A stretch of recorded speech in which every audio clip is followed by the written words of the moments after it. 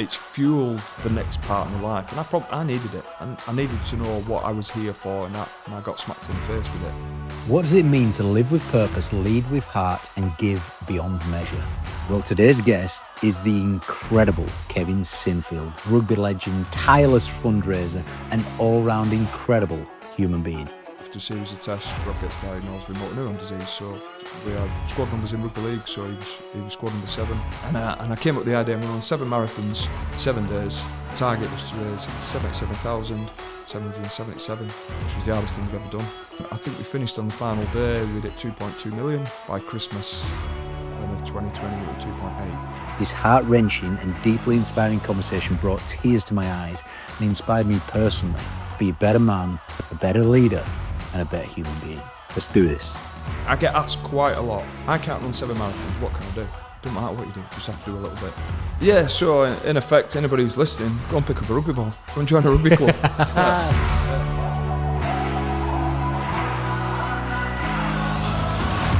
ActionCOACH, the help you need to grow your business. Who is the real Kevin Sinfield? I'm just a normal guy. I'm just a regular guy, and people think that you are. You're not. They've got their own image of perhaps what I am. Some may like me, some might not. But I'm just a normal guy who really easily pleased. Quite simple. I don't mean simple as in anything else. I mean straight. Yeah. I'm straightforward. Like, I'm quite direct. I know what I want. Know what standards and behaviours I expect from myself, and therefore know what I expect from others. But yeah, I just want to be probably at that stage now where I'm in my next part of my life, where it's a different career. But more importantly, I have massive purpose in what this next block looks like for me. In fact, probably what the rest of my life looks like. What is your purpose? To find a cure for M&D, to raise money and funds and create awareness for a wonderful, beautiful community. And you know, that Rob's right at the heart of that. Rob was right at the start of the journey. But it's become a lot more than that. It's become the amount of friends and people I've met along the way, the amount of stories, both inspiring and tragic. But when I look at how the M&D community have been treated, and it sounds like somebody's done something to them. They haven't. We just haven't helped them, and we haven't been made aware, and we've not supported well enough. This is worldwide, because we didn't understand what M&D was and what it did. But I think tell everybody listening what it is. It's a disease that stops motor neurons firing. So you think about all the different muscles in your body, effectively those muscles stop working over a period of time.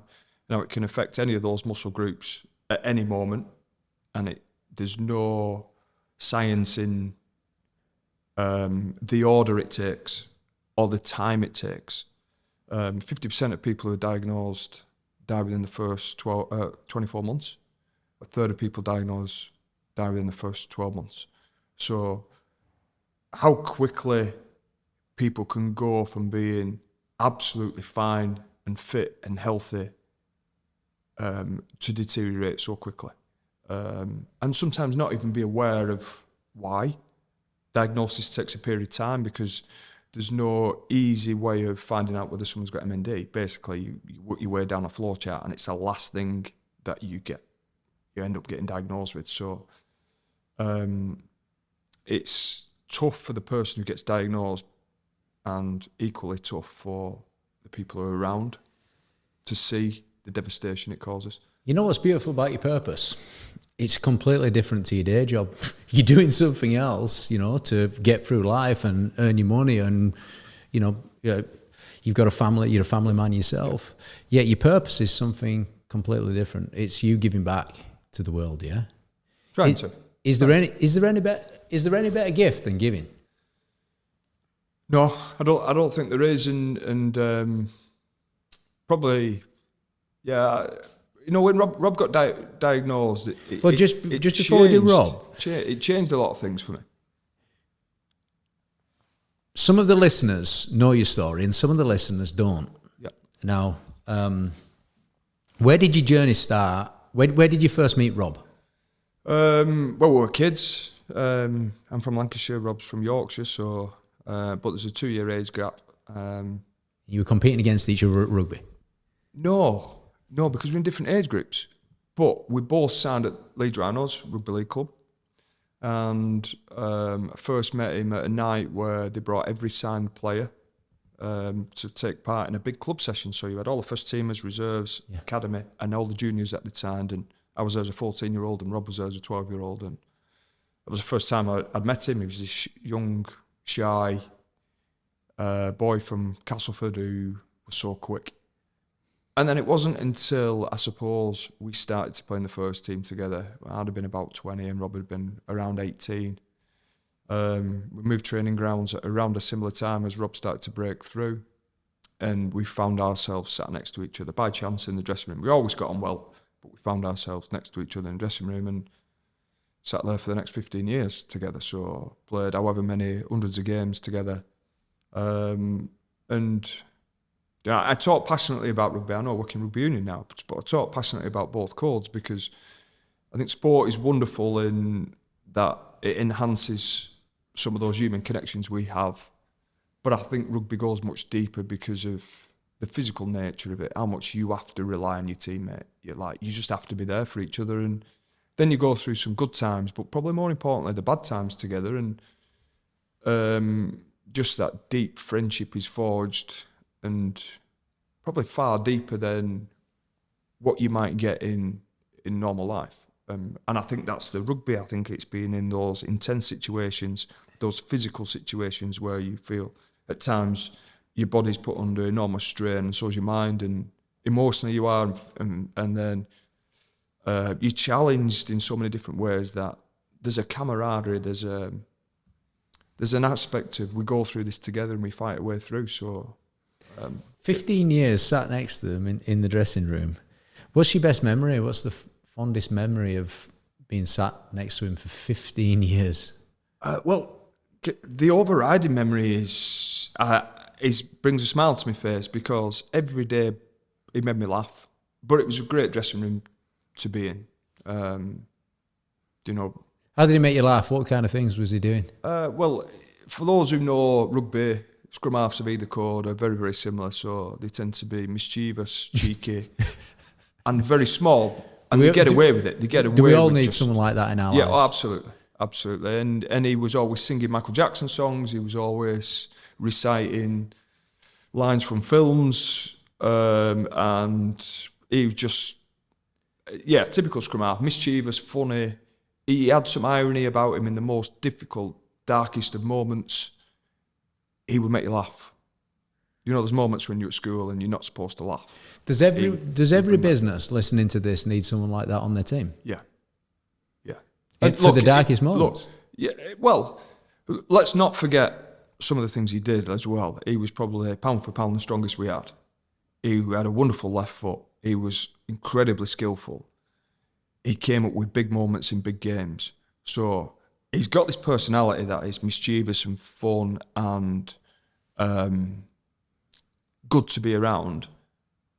But then he was always incredibly delivered as well from a performance point of view. So if you're saying, could you have someone? Yes, you absolutely need someone who is high performing in your business. But if they bring a different personality as well, that brings a smile to people's faces. That's what we all need, don't we? How you know? I mean, tell us the full story of Rob then first. Then I'll ask you another question. Right, this will run over, so I'll try and give you the shortened version. We played together all those years. We played in a great team. And I know you've had Tony Smith on the podcast, and Tony did a fantastic job with us. Put some really strong friendships in there. I retired from playing, and a couple of years after Rob retired from playing, I'd gone back to the Rhinos as director of rugby, and Rob was our academy coach. So I was his mate, but I was also his boss. And sort of September 2019, we're at a couple of club events, and I noticed, Rob's voice was slurring, and that led to a couple of difficult conversations where I'm trying to find out why. I'm trying to be a mate, but clearly I'm his boss as well, and trying to get that balance right. It's tough for. I'm sure there's people who are listening who've had those type of relationships where your friend is also someone you work with. And that set off a series of conversations where, it was suggested, prompted. In fact, I pushed Rob to go and see the doc about what were going on. And 3 months later, December 2019, after a series of tests, Rob gets diagnosed with motor neuron disease. So very quickly put in a tailspin. I mentioned the stats earlier. Like, you type that into Google, it's one of the first things that comes up about 50% die within the first 2 years. And this guy at the time was 37-year-old with 3 kids under 10. Like, this just shouldn't happen, and shouldn't happen to anybody. And you think about the family and what they've got to face, and think about Rob, and this is really close to home because this can happen to any single one of us. Like, so what happened next was a series of events throughout 2020 where I was fortunate enough within a couple of days of Rob coming out public to the world that he had motor neuron disease. Brian Redpath helped set up a meeting with the great Doddy Weir up in Carlisle, and we'd gone up and had a wonderful conversation. And at this time, Rob was trying to work out in his own mind how he attacked M&D and what it looked like for him. And Doddy just filled him with fire and love and humour. And on the back of that meeting, there was a conversation in the car on the way home, a teary one where I did what any mate would do: is, how can we help? What do you need? And being a typical Yorkshireman, didn't want any help whatsoever. But I thought the best way we could help, or certainly myself, was try and pull our gang together, the team we played together, and try and raise some money, because I know what rugby league players earn, and it's a professional sport and you have a great lifestyle, but the reality is you're going to have to work at the end of your playing career. Even if you're fortunate enough to play into your mid-30s like I did, you still got to work. And that's a great thing about the sport, by the way. It keeps you in touch with real life and keeps your feet on the ground massively. So I was aware of Rob's financial situations, and also aware of 3 kids under 10 and what that looked like, and some of the thoughts that might have been going through Rob's mind at the time. And I thought, if I could take that financial burden away from him, then all he has to concern himself with is living his life, having great experiences with his kids, creating memories and making the best of whatever time he had. So I made him a promise that by the following Christmas, we'd have an amount in his bank account. So that Christmas morning, he'd wake up and all he had to think about was where he put his wrapping paper from the kids making a mess of presents. So, as we all know, then 2020 was a disaster because COVID hit, and the year started off great with a couple of big events where, from a fundraising perspective, put us in a really good place. And people from all over the UK supported different clubs and sports, and heroes and superstars turned up to different events for us, and the fundraising set off with a bang. And then COVID hits, everything stops, we're all in lockdown. Remember the craziness of 2020.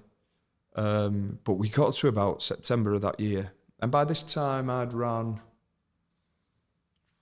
probably about 5 marathons. I loved watching the London Marathon when I was a player, and I always wanted to run one when I finished. So I finished playing and ran the London Marathon for prostate cancer. It's a charity that's really close to my heart. And I thought to myself, I want to keep fit. I want to be able to eat what I want. I want to still have a goal without it becoming all-encompassing in my life. So I thought, I'll run 2 marathons a year. It's about right for the balance and the 6 weeks training leading in 8 weeks. I know some people train a lot longer than that, but for the times I wanted to get, it suited me and suited my lifestyle. So we got to September of 2020, and I got a good friend to check the bank account that was raising money for Rob, and we were short So I thought, well, I made a promise, so I'm going to have to deliver. And I started to come up with some ideas, and Rob played number 7. We had squad numbers in rugby league, so he was squad number 7. And very thankful it was just number 7, by the way, and it weren't 27. So we come up with an idea to run marathons. And I came up with the idea, I'm going to run 7 marathons in 7 days. And we'll start them all at 7 a.m. We'll finish on the 7th of December. The target was to raise 77,777. We were actually about 70 grand short of the target we needed for that Christmas, so it all worked. I then typed into Google, what's the average time people run marathons in, and less than 50% do it in 4 hours. So I thought, I'll add that in to make people stand up and see we're serious about this. So we'll do 7 marathons in 7 days, all under 4 hours. Announced it all on BBC Breakfast. They were brilliant. Like, without the support, we wouldn't have got anywhere near. And then the realisation hits. Because I never ran a back-to-back marathon. I ain't got a clue what this feels like. And I thought, well, I'm in now, so best get cracking. And I ran 3 marathons in 3 days, not long after the end of October, which was the hardest thing I've ever done. It's the first time, I suppose, like most things for people, the first time you do things can be quite difficult and daunting if it's challenging. But the second time you go back there, it's a little bit easier because you've got some experience in history and you understand what's coming. But I can remember running day 2 of this block of 3 marathons, and it was the hardest thing I'd ever done. Sort of the mind games I was playing with myself, 5K in, it was a big hill, it was raining, it was cold. What kept you going? The fact I'd made a commitment, the fact I made a promise, the fact I knew that if I was going to complete 7, I needed to feel some of the pain. I needed to be in a pretty tough spot to understand exactly what were going to come my way. And thankfully we got through the 3. We started the first day of the 7. We had 40 grand when we started. And by the end of day 1, thanks to the incredible support and the generosity of people, and BBC Breakfast I might add, we hit 100 grand on day 1. So I was a bit like, well, we've hit our target. Do I have to do the other 6? Because it was like, well, and clearly you do. So it was the best thing I've ever been involved with. Like, it was the whole thing. Like, and if you remember the UK at that time, a lot of people had been on furlough. A lot of people had a loan of spare cash because nobody could spend anything on going on holiday, and suddenly they started to donate to something that was BBC Breakfast in the morning. There were nobody else doing any sort of fundraising events at that time. Professional sport was all behind closed doors still. The only reason we got it through the local authorities in Oldham, and was my hometown, and Leeds, was because I was helping run the COVID protocol for the Leeds Rhinos. So I knew what a professional sports team was doing, and we designed our run around the protocol of a professional sports team, testing every morning, everything that comes with that. Couldn't advertise the routes. And it was just an unbelievable week. I think we finished on the final day, we did 2.2 million. And then by Christmas of 2020, we were at 2.8, which, to think you wanted to raise 77 grand. And then to wake up Christmas morning and think about what was going on in the Burrow household, and also understand, made a promise, delivered on it, and I knew that we'd helped the Burrow family. And then you go, sorry James, for you, like, the vast majority of that cash went to the M&D Association. So not only did we help the Burrow family on over that week, not only did everybody else help the Burrow family that week, we helped the whole M&D community, and that was the start, really. Your book deserves to be published, and selfpublishing.com wants to help make it happen. You'll work one-to-one with an author strategist to write, publish, and market your book the right way. With more than 8,000 authors and 100,000 books in print, they know what works. Ready to bring your story to life? Visit selfpublishing.com/ActionCOACH right now. I'm getting really emotional, actually. As soon as you said, imagine in the Burrow household on Christmas morning, I'm a family man as well, you're a family man. And You know, the biggest takeaway for this, and all of the listeners listening right now, is the power of the promise. You made that promise to him, and it's just made you do remarkable things. And remarkable is an interesting word, because your ability to make people remark and talk about you, that is what remarkable is. Everyone is talking about this because it's remarkable. Your promise was remarkable. And I kind of want to challenge the business people and business leaders right now that are listening to this and taking inspiration to say, look, what's your promise? And how are you going to make it remarkable? Look, James, thank you. I like some of the things that have happened over the last 4.5 years, some of the kind words that have been spoken about our team, because I'm part of a team, and I can't do it on my own. I've got a wonderful group of guys who are with me and keep me going and make me laugh and bring all the good things that great teams do. And they're all in it for completely selfless reasons. They want to help me, but they certainly want to help them and their community. I always bring it back to why we did this, and this was, I'm just going for a run for a mate with some mates, and that's all this has ever been for me.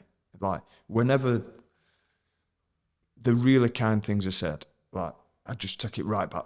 This is why we set out. Right, I made a promise, but more, what's bigger than that is the inspiration Rob gave me, watching him fight and battle, and the courage he showed throughout his whole journey.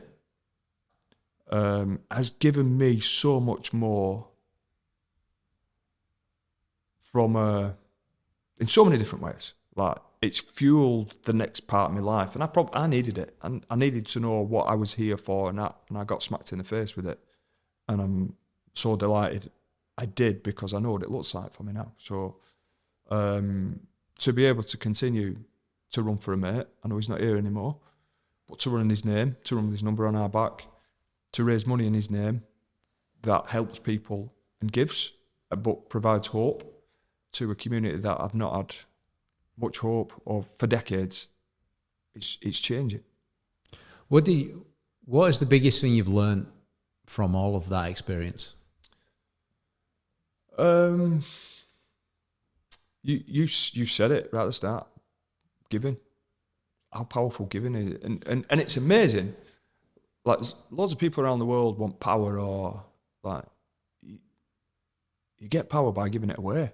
That's a crazy thing about it. And you get so much back from giving, whether that's time or money or whatever it is. What comes back emotionally and through purpose and through how you feel about yourself is far greater than anything given. You see, when you give, everyone wins, don't they? Literally everyone wins. It's like sharing and, you know, giving your knowledge away and inspiring other people and giving your best things out. Everyone wins, including you giving it. You know, ActionCOACH is an incredible organisation. It's in the UK alone, we've got almost 200 business coaches that work with like small businesses, coaching them a bit like you've seen in sport. So we coach them to achieve. And they did a research study quite a few years ago. We should do another one, actually, but you've made me think about it.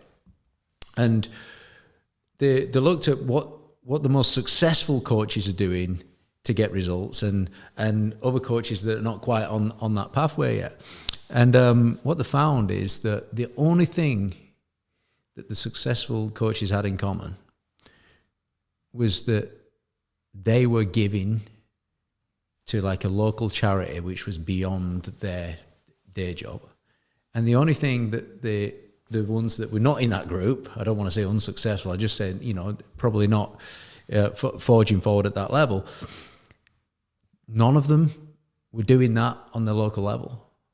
And to me, what I get from that is, no matter where you are in life, if you've got a day job that you're doing, you can have you can give over here, and that will directly help this, because I see that's helping you in your life as well. Oh, it's helped me massively, yeah. And I James, it's fascinating, that research, but it doesn't surprise me. It doesn't surprise me, because there's two things I'll say here. Like, if you're a coach in particular and trying to help and support people, Like, we can all speak great words and follow platforms and structures and different models. But how we behave and how we act is far more powerful than the words that come out of our mouths. So if we're going to be congruent with how we behave and what comes out of our mouth, if we're trying to help people from a coaching perspective, yet people see that you're helping in a completely different way, then I think that becomes far more powerful. And I get asked quite a lot. I can't run 7 marathons. What can I do? It doesn't matter what you do. You just have to do a little bit. You know what you can do. Like, you just have to do a little bit. And you know, it might be doing a support group. It might be turning up at a school fundraiser where you've baked a lot of cakes. It might be setting up a sponsored, whatever it might be. Like, we can all do a tiny bit. And if we all do a tiny little bit, you think of when you pull all those bits together, it makes a massive clump and it makes a massive difference. I interviewed a business marketing strategist once, and you've really reminded me of them, actually. And as soon as you said it doesn't matter what you do, and as long as you do a bit. So it doesn't matter what you do, as long as you do a bit. And then this strategist says, do a little bit, learn a lot, and then do a bit more. And it was a really nice sequence, and you just reminded me of it as soon as you said that. And that was from a marketing strategist. Look, if you're going to do marketing, do a little bit, learn a lot, and then. My realization is that you can apply that methodology in all aspects of life. It doesn't matter what you do. It doesn't matter if it's marketing, if it's sales, if it's rugby coaching, and you've got, as long as you've got a little challenge ahead. But you need the challenge, don't you? Yeah, and I think we all want to chase good times. We all want to chase being happy. And that looks different for all of us, right? But actually what I've found at a deeper level has been finding some fulfillment. And I think there's a number of ways you can get fulfillment.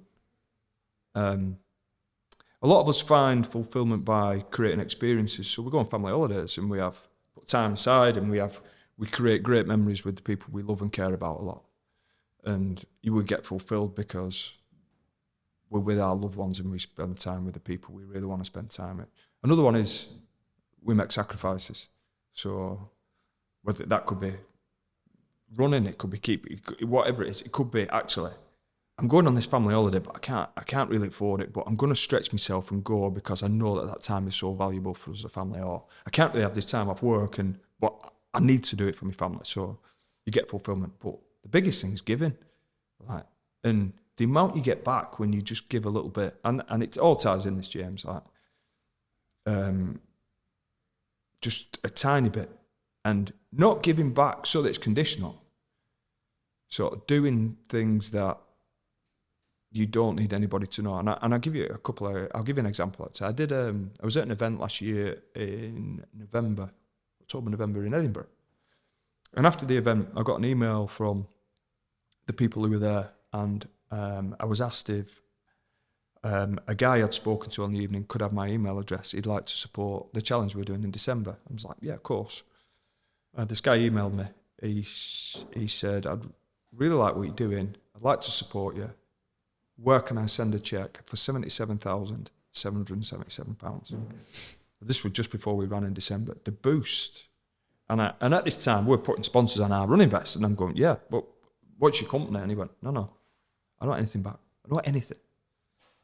And just what a gesture that is.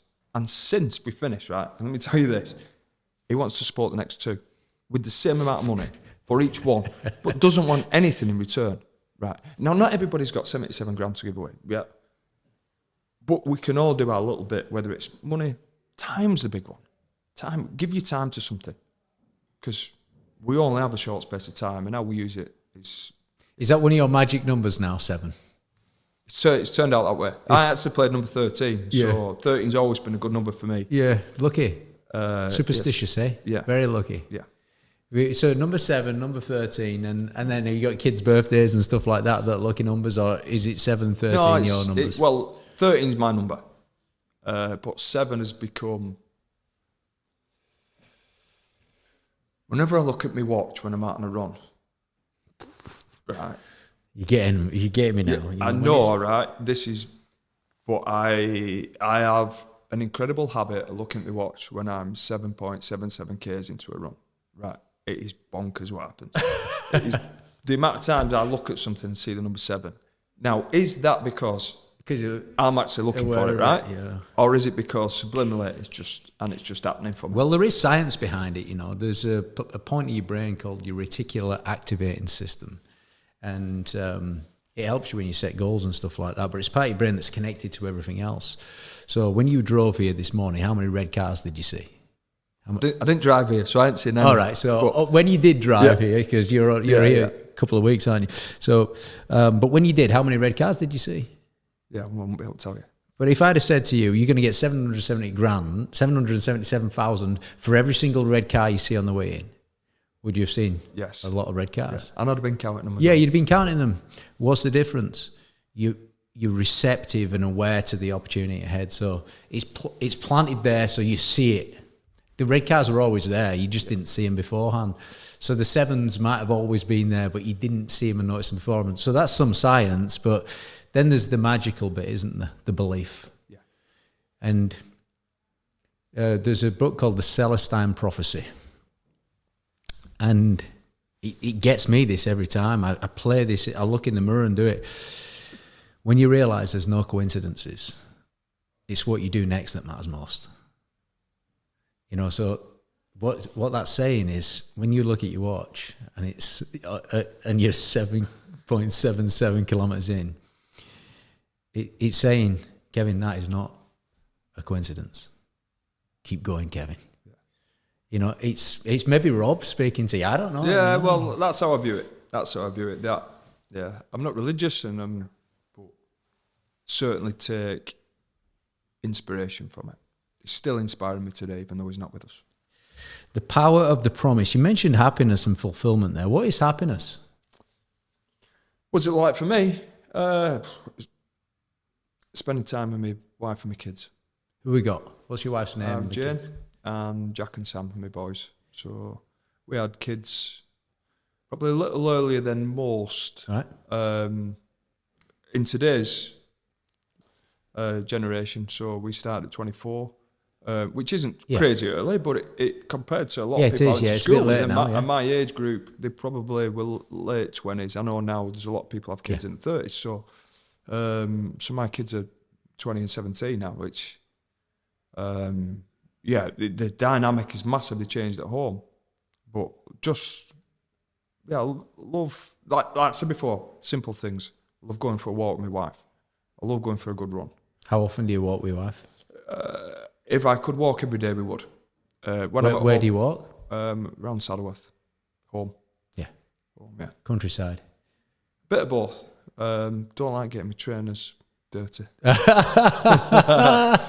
No, in winter. In summer. So it's not as muddy in summer, is it? Yeah. So I take great inspiration from putting on a bright, clean pair of running trainers when I'm going out for a run. It just makes me feel good, makes me feel energised. So I have a bit of a rotation system, but if I'm out walking, then I'm pretty particular where I go because I want my trainers to be bright and giving me energy.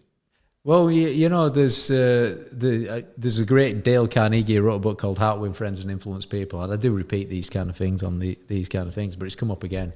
He said the secret ingredient in happiness is developing real, meaningful, lasting relationships with the people that matter most in your life. So what you're doing when you go out for a walk with your wife is you're deepening the relationship, and that is happiness. So it's part of your definition, as you've said it, and maybe a challenge to the listeners actually. Go for a walk with your loved ones. Yeah, I do a lot of walking myself actually. As you're inspiring me to ask Kerry, my wife, to come on a few walks as well. All right. Do you know what, James? Through the work I do now, I spend a fair bit of time away, and like if anybody who works away will understand, life goes on without you at home. It just does, and it has to.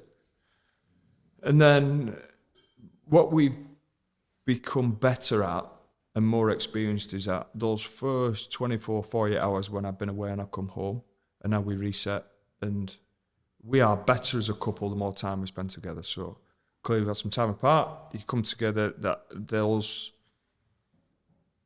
first little block is so important in getting out for a walk and sharing and understanding. Like, of course we speak every single day. I speak to my wife more than I speak to anybody, and I know what's going on, but there's nothing like being face to face. Yeah, there's nothing like chatting together when we're out. Look, you're an ambitious guy as well with your career. You're doing well in your career, and you're busy, you're disciplined, you're focused. You've got other things that are going on as well. So when you do get home, and with no judgment in this question, but I want to be really direct with it, do you have the ability to switch off yet? Yeah. You do? Yeah. Have you always had that? I would say yes. My wife will say no. She'll say, you can't sit still. But in my own mind, yeah. Like, there's some things I have to do in a day that,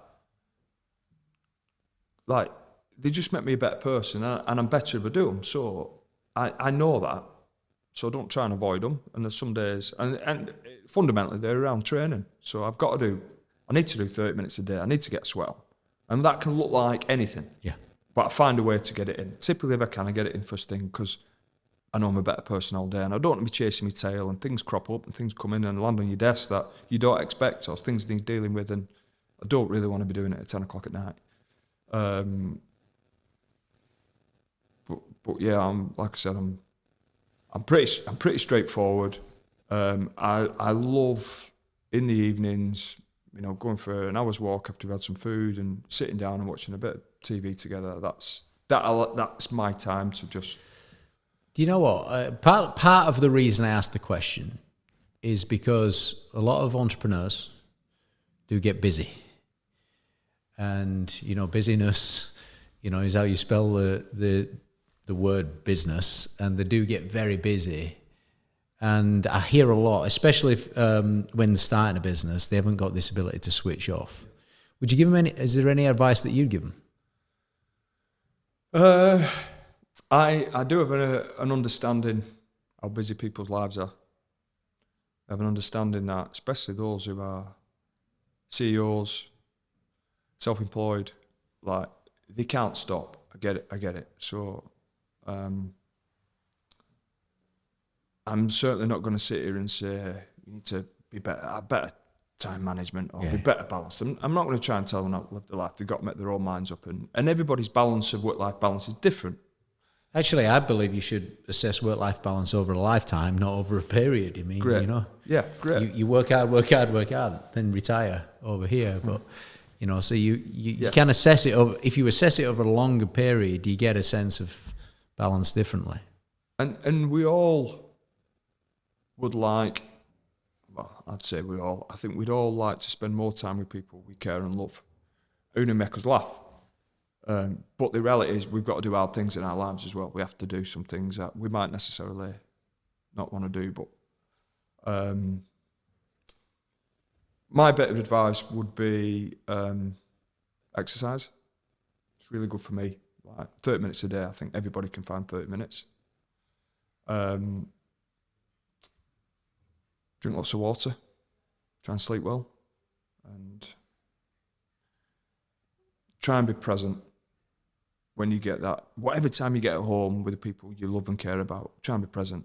Now that's tough because everybody's got so accessible now, phones, laptops, like everything is social media, everything is on the go all the time. It's designed to distract you. Yeah. But actually if you can be present, and I know people are saying, well, what's he talking about? He has it easy, he's got this to do and he's that to do. Look, we all have busy lives, we all have things we can be doing. We can be present when we want to be, focused. Like we're pretty present right now in this conversation. It's just a matter of desire. If you want to be present or not at home, if you really want to be, you can be. Yeah. It means if you're not being, it means you don't really want to be, which is almost an offensive point. If I'm looking in the mirror, I'm saying, James, you didn't want to be present there. I'm wrestling myself. Maybe I didn't want it enough, and that's why I wasn't present. And I'm only putting myself in that shoes because everyone listening's in. We're all working on this stuff. Everyone's working on this stuff. What's been the hardest lesson you've had to learn? There's been lots. There's been lots. I think understanding,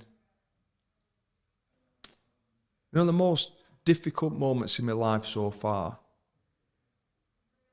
I've brought about the best in me.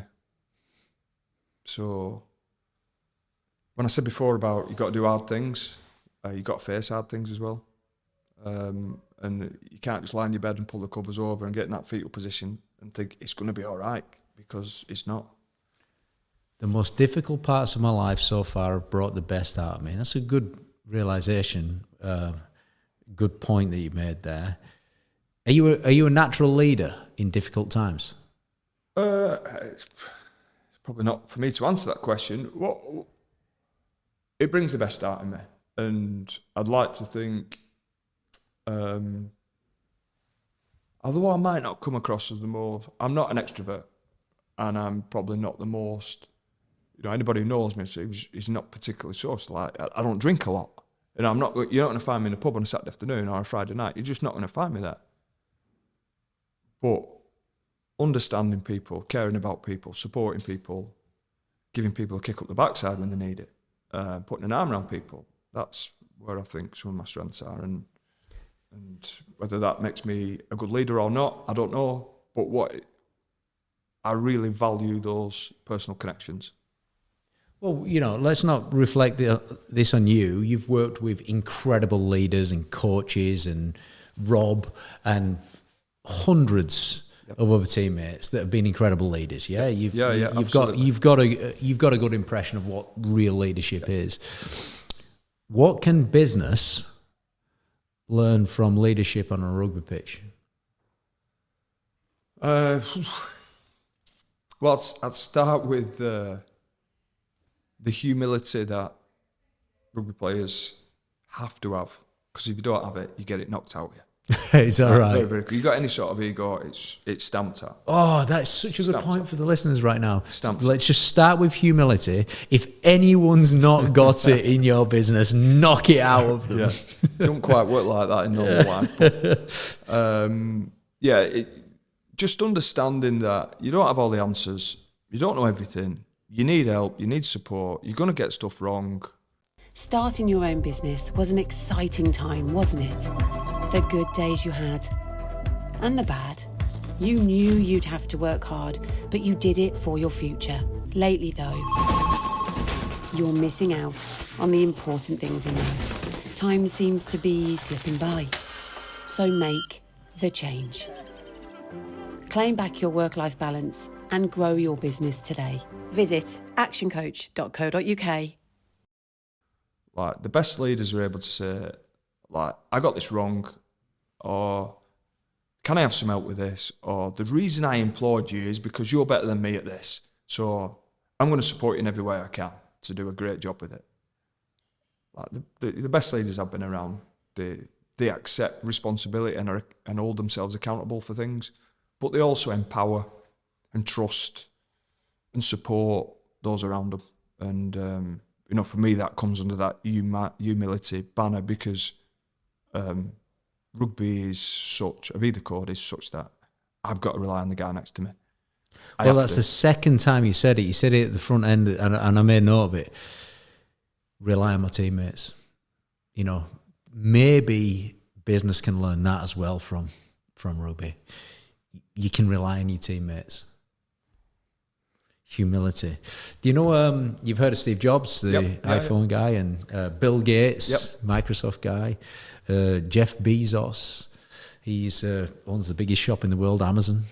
All right, so they're pretty accomplished people. But you made me think of those three when you said this is what business can learn from rugby, because your second point was, I don't have all the answers. The best leaders I've worked with, they realise they don't have all the answers. And those three I've just mentioned, Steve Jobs, Bill Gates, and Jeff Bezos, the thing that all three of them came out and had the courage to publicly say, I can't do this alone. I need help. And they're incredible, you know, in terms of successful behind what they've done and what they've led. So you've made me think that. So I think that's really good advice for business owners right now. Humility, knock it out. What happens if I've got the ego? If I'm the ego? Have you ever had an ego? I'd like to think not. I'm sure. Can you knock ego out yourself? Well, Don't name any players, no, but think of you can. I think you can. Yeah, I think it's really difficult to change your personality and your character, but depends what you value. What do you value in life? Without naming any players, have you ever knocked ego out of people on your team? I think it's probably already done before they get to. Right. It's done at early stages, is it? Yeah. If you think most rugby players, boys and girls, right, they tend to start as young boys and girls, or they might join in the teens. But you know just standards, behaviours, values, like the That's best coaches I played under James, right? I was 7, he was a long distance lorry driver, he was my mate's dad.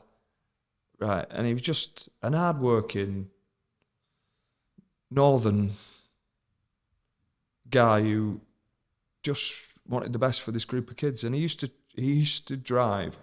I mean, his hours must have changed now on how long and how far lorry drivers can do, but he used to drive to Aberdeen on a Saturday night, get back at 7 o'clock in the morning, and coach us on a Sunday morning to go and play rugby, and have the patience and tolerance to deal with a lot of young kids and still do it and still be able to pass on to us so many different values. How important friendship was, how important shaking a referee's hand and being respectful to it, how important being respectful to the opposition, albeit you're competing and challenging and going after each other. And trust, honesty, you know, great values that are in business and sport. Like, you can't do it on your own. I love being in teams, always wanted to be in a team. The great thing about the last 4.5 years is I've been in a team who've been trying to fight and change the dial for MND. Being back in that team is so rewarding again. It's a really, really powerful lesson, you know, what he said there. You know, I'm asking, have you ever had to beat it out of people? You said no. It happens right at the start. The ego never gets to the top. Don't need to do it with them and the culture and the values, it's just there. And it gets rid of it. Definitely a big lesson that business can learn from rugby, that one. Yeah, so in effect, anybody who's listening, go and pick up a rugby ball. Go and join a rugby club. Look, I know people can't do that, and I certainly don't have all the answers. You can do the yet. exercise point that you encouraged earlier on, though, like 30 minutes a day. Yeah. There's no excuse for that. And everyone thinks, when you mention the word exercise, everyone thinks, I've got to get on a treadmill and absolutely hammer myself. No, you don't. Just go for a walk. Right. There's no excuse for that. Jump on a bike. There's no excuse for that, guys. You got to listen to that. There is no excuse. Stop giving yourself excuses. I don't have time to exercise. What would you say to someone who says, I don't have time to exercise? Find time. if you haven't got your health, we haven't got anything. It's more important than any job or work you've got to do today. 30 minutes. That's it. 2 words, folks. If you think you haven't got time, find it. From the great Kevin Sinfield. What's the most beautiful thing about leadership? Oh, I think the bit I take fulfillment from and delight from is seeing those around me achieve wonderful things, knowing they've worked for it, but to see the satisfaction and joy and the contentment that it brings. I know it's only for a short period of time for most people, but the moment that you see somebody do something you've been working with them on, that it'd all be around. I think people might think, oh, big trophy lifts or those big moments. It's not. It's the best things that came from my career are the memories and friendships. They're the best bits. The human connection bits. those pieces, the bits that went on behind the scenes, you know, in the darkest of dark days in pre-season, that I remember vividly, not the trophy left at Old Trafford in front of 70,000 people. What's one of the darkest of dark days that you're remembering vividly from the training ground or being scolded by the coach? Well, we used to do a lot of hill running in pre-season. So whereabouts? On Roundy Park, right? I think it's called Hill 60. Yeah, even Brownlee, Alistair Brownlee, he did a lot of that stuff. You know? But there's just some, as horrible as some of those sessions were, there were just some unbelievable comedy moments. A dog walker came on one Saturday morning with about 20 dogs. Not lying. Right, about 20 dogs. And because we were blowing a whistle and running up this hill, for some reason, she let go of the leads, right? And there were just dogs tearing. And they were just, like, she lost all these dogs, and it was just comedy. It was just, so in the darkest of moments when there's lads being sick and, you know, it's like when you've done a hill session, like, it takes you to a place, but just daft things have happened, just comedy moments that you need to share with people. You know what, though? Humour is important, isn't it? Laughter is important in life. Yeah. You know, you didn't say that, but you kind of just did in the moment there. Yeah. In the darkest times, find something funny. Yeah. And I just got the picture of the dog walkers and our guys creating some kind of animation on one of the videos. It was carnage. And to make it worse that day, it was foggy. It was just like, so you couldn't, these dogs just scattered everywhere. And yeah, it must have took her hours to find these dogs. Poor lady. What's been the high moments? What was the highest moment for you in your rugby career? The finish were pretty special. I think to retire on your own terms with a treble win, first time in the club's history, was very, very special. Like, that just doesn't happen, does it? There's not many sports people that get to write the script and for it to play out like it did. So all the different trophy moments were special.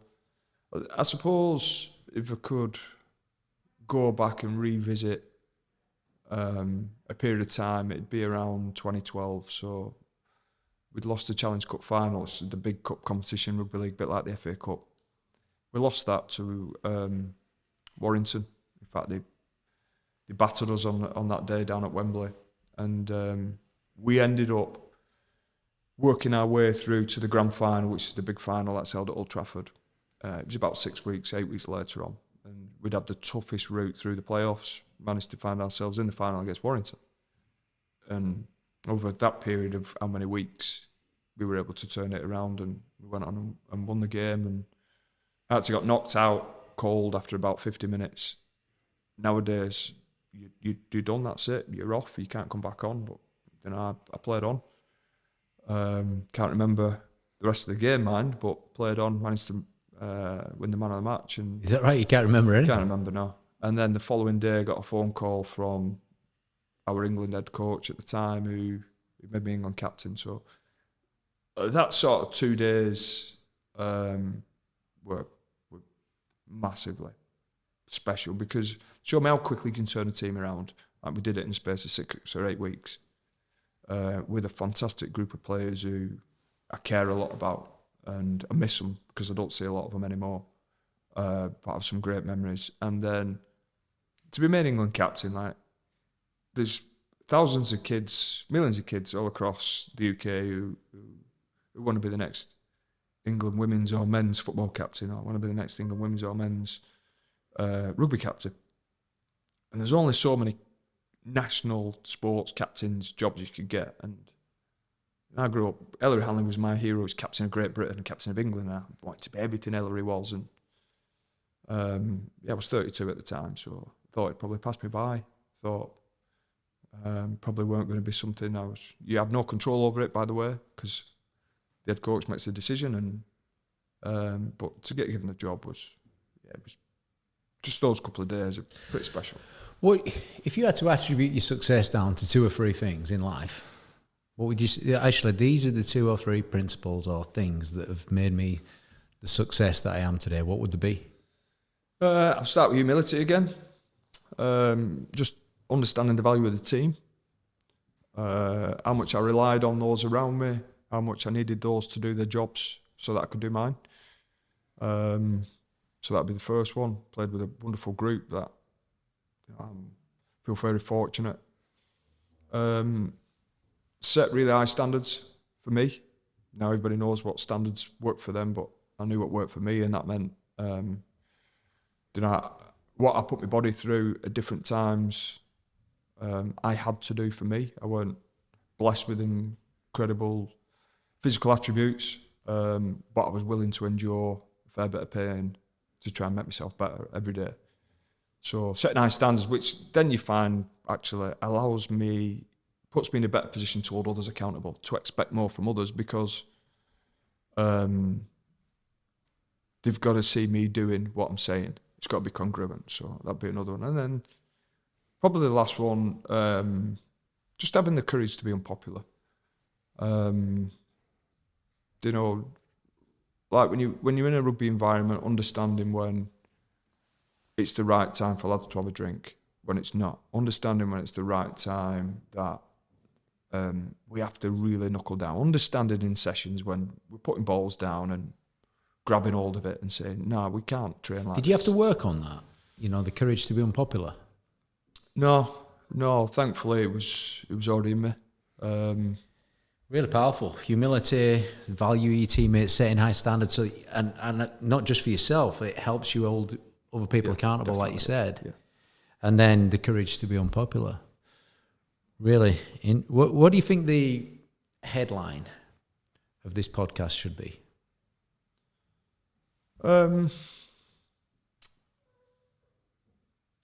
Giving. One word. The power of giving. Yeah, the power of giving. I think it's great. And then probably subheading. Just do your little bit. Just do your little bit. Yeah. And if you could encourage the listeners to take one action from this conversation, what would the action be? Can I have 2? You can be greedy. You deserve it, sir. Okay. Find a way to give.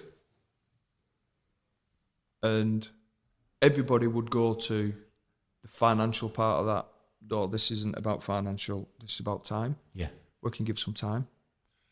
And it might be to spend a bit more time with your 2-year-old daughter. I don't know. Yeah. But find time to give. Yeah. Give. And then the other one would be 30 minutes exercise.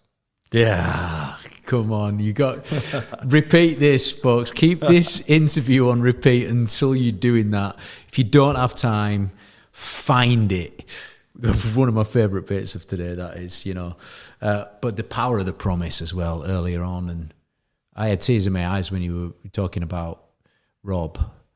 And I just feel like I've just been in the company of someone that's spiritually connected, actually, on a bigger plane than...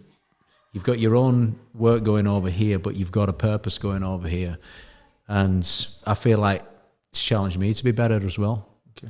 So anyway, that's been my favourite bit. What's been your favourite bit? I've really enjoyed it. I love sharing the inspiration I got from Rob. Love talking about him, but also love talking about teams.